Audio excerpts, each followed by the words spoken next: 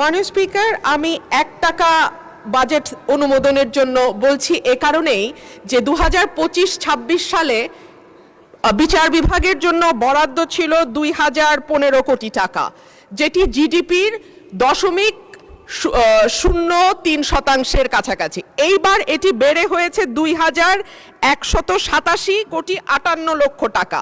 মাননীয় স্পিকার, এটাও জিডিপির 0.03% মতো, এর বেশি নয়।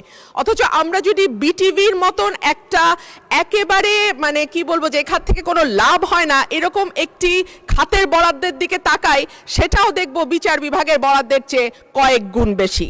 মাননীয় স্পিকার, আমরা যদি আইনের শাসনের কথা বলি, ন্যায় বিচারের কথা বলি, সকলের জন্য সমান অধিকারের কথা বলি, সেটা একটা সুষ্ঠু বিচার বিভাগ না থাকলে সম্ভব হবে না।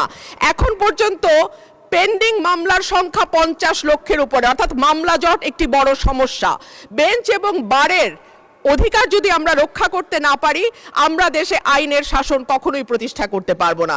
মাননীয় স্পিকার, কয়েক মাস আগে আপনি যেমন সুপ্রিম কোর্টে ছিলেন, আমরাও ছিলাম সুপ্রিম কোর্টে। আপনি আমাদের সমস্যা যেভাবে যত কাছের থেকে দেখেছেন, এই সমস্যার ভেতর দিয়ে আপনি গেছেন, আমরাও কিন্তু সেই একই সমস্যার ভেতর দিয়ে এখন যাচ্ছি।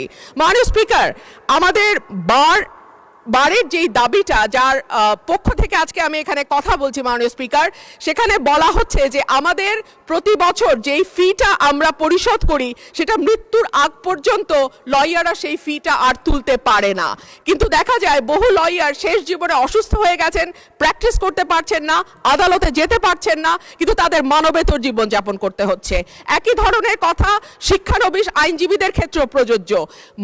মাসে 2000-5000 টাকা তাদেরকে সিনিয়ররা দেন, কখনো দেন না। তাদের সকলের জন্য মাননীয় অসংখ্য ধন্যবাদ মাননীয় সদস্য।